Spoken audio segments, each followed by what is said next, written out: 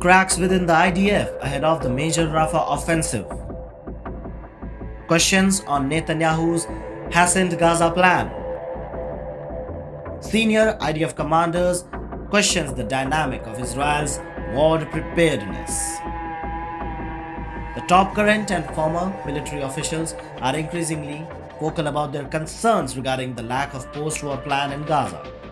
According to media reports, the officials argue that without a clear strategy for what comes after fighting, Israeli troops are finding themselves repeatedly engaged in battle to reclaim areas in the northern part of territory where Hamas militants have re-emerged.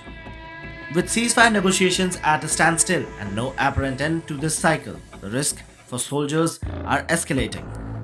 According to two Israeli officials who requested anonymity to avoid repercussions, some generals and members of the war cabinet are therefore frustrated with Netanyahu's failure to articulate and implement a plan to establish an alternative governance structure to Hamas in Gaza. They assert that Prime Minister Benjamin Netanyahu's reluctance to address the day after scenario has facilitated Hamas's resurgence in places like Jabalia in northern Gaza, where Israel initiated attacks in October. Even this week, Israel launched an offensive in the same area along with Rafah, highlighting the ongoing challenges exacerbated by the absence of comprehensive post-war strategy.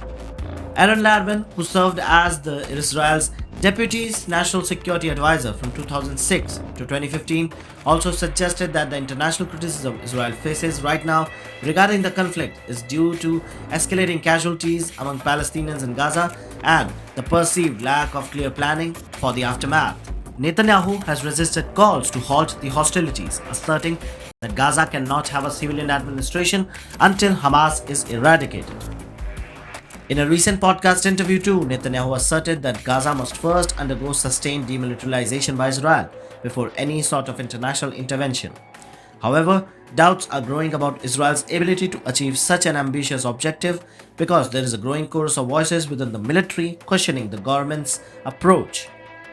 Although the Israeli strategists anticipate further military operations in certain areas of Gaza, according to two Israeli officials, establishing a new governing body in Gaza may complicate matters for Hamas and potentially ease the burden of Israeli military.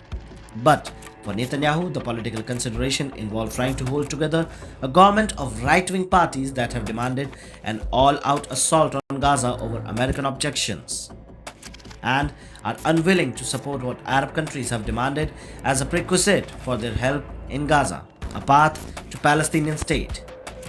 This is the reason why Israel remains adamant about the Rafah offensive. If Netanyahu veers too far from their demands, they have threatened to topple the government, which may leave Netanyahu to face a series of corruption allegations.